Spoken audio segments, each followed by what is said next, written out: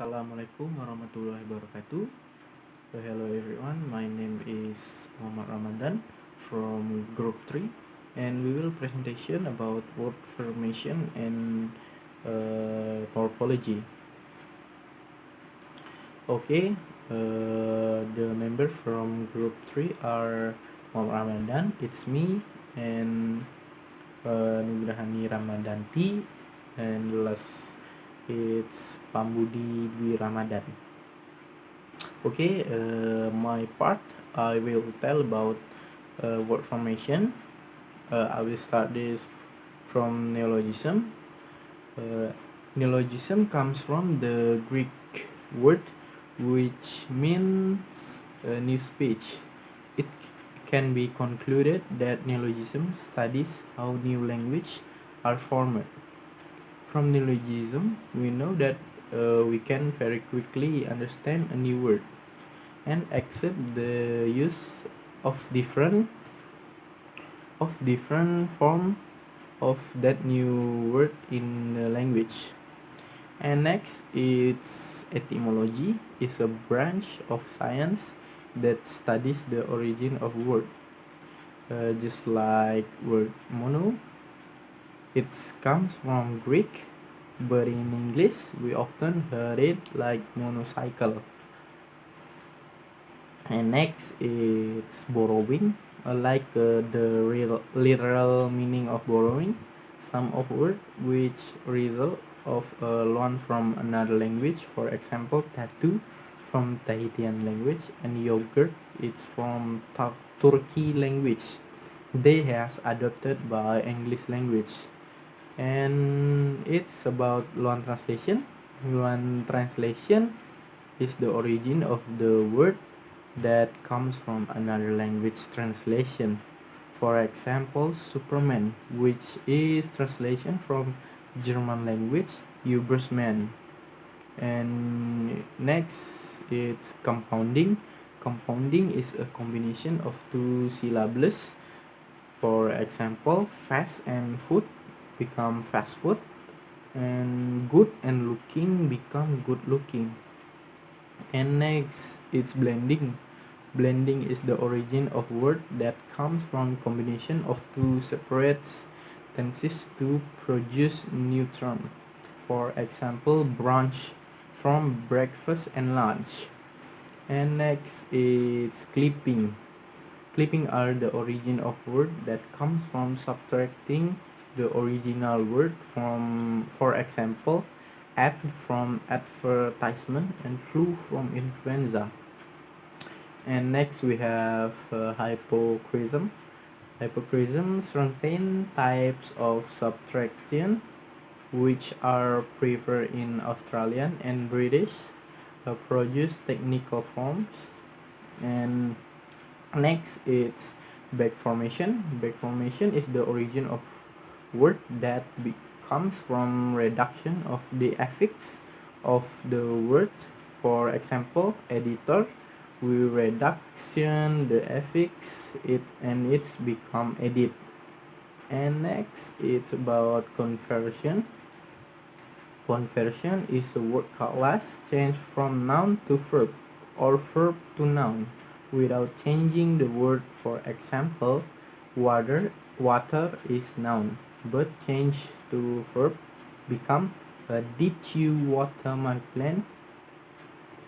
And next it's coinage. Coinage is a word that comes from famous product that make it daily worth. For example, in Indonesia, if someone wants to buy a bottle of drinking water, they will say, I am going to buy aqua, even though aqua is the name of the product.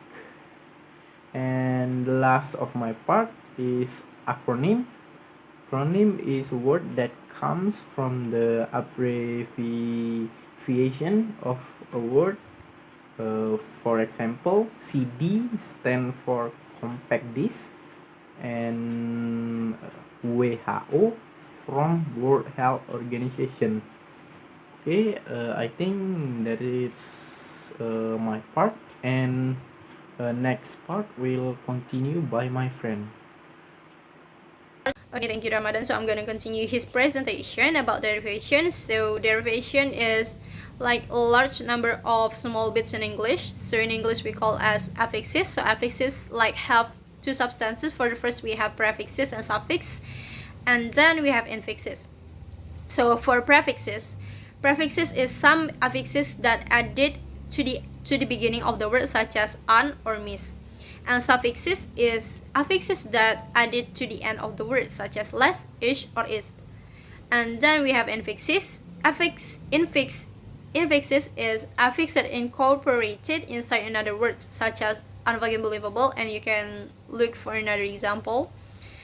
And then we have the last sub in this lesson is about multiple processes. So multiple processes is really common to use in English. You can look at another example. Here I'm gonna give you one example. Is about snowball. So snowball is a multiple process between compounding and then conversion. So for the first, we compound the snow and ball noun into one word, and then we convert it into verb with conversion with ed. So it's becomes snowballed with ed. So it's one of the example of multiple processes. You can look at for another example. And then we continue to another lesson. So our sixth lesson of this semester is about morphology. So morphology is literally means of the study of forms. So we have like some elements. So these elements called as morphemes. So morphemes has like 4 substances in this lesson. For the first, we have free and bound morphemes. So free morphemes is a word that can stand by itself. And then for bound morphemes, the bound morpheme cannot stand by itself because bound morpheme needs another words to make it complete. So for the example, for free morphemes, we have like new and tur. And then for bound morphemes, we have like re, is, or as. And then for the second substances, we have lexical and functional morphemes. So lexical morpheme is the set of ordinary nouns such as verbs, adjective, and adverbs. But for functional morphemes, it's like another types of morphemes, of free morphemes, same like lexical morphemes. But for example, here we are, like we call as articles, or the, and you can use conjunction or preposition and another pronouns. That's called as functional. So it's called as a class word, because we almost never add new functional morphemes to the language. And then we have derivational morphemes. So derivational morpheme is use bound forms to make a new words or make words of different grammatical category from the stem. That's all about the derivational morphemes. And then we have inflectional morphemes. So inflectional morphemes is quite different from derivational morphemes because inflectional morphemes never changes grammatical. So inflectional morpheme just to indicate grammatical function of word. So for inflectional morphemes, we have 8 substances, and all of it is all affixes. So for the first, we have possessive, we have plural, we have third person singular as s, and then we have verb ing or ing for present participle, we have ed for past tense, we have en for past participle, and then for the adjective, we have comparative and superlative. So I think that's all about my presentation. Mr.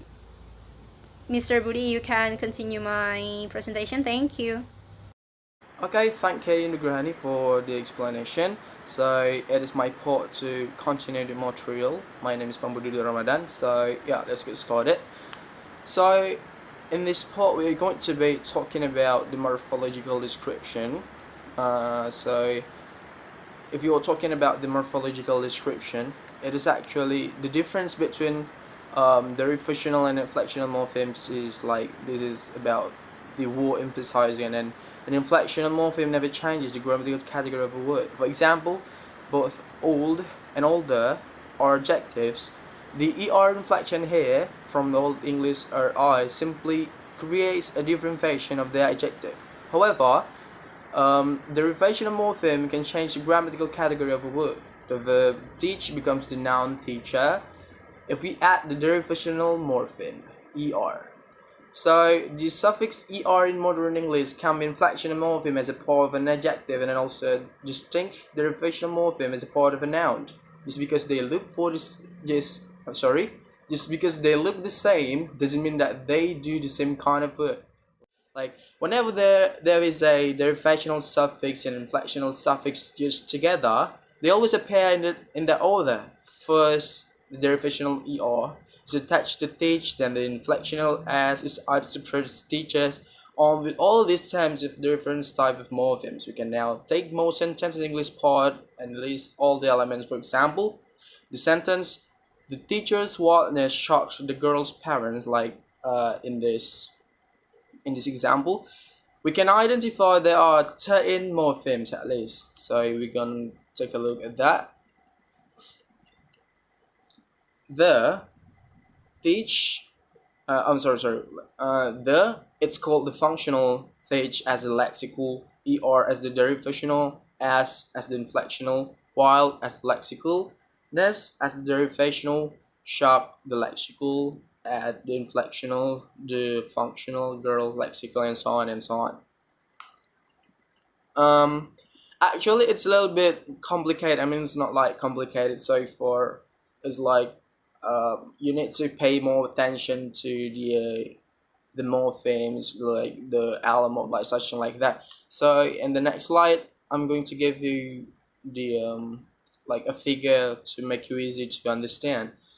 Like in this figure 6.1, there's morphemes, and then morphemes divide into two, like the free morphemes and the bound morphemes. The free morpheme itself, there's the lexical and then the functional. Like for example, the lexical itself, as you see at your PowerPoint, there is teach and shock as the example. Functional, there's an n and then there's d, and at the bound morpheme there's a derivational morpheme and inflectional morpheme. Okay. So now we jump to the next slide. It is about the morphs, allomorphs, and special cases. So just as we treat phones as the actual phonetic relation of a phonemes, so you can propose morphs as the actual form used to realize morphemes. For example, the form cat consists of two parts, cat and s, with a lexical morpheme cat, and an inflectional morpheme plural.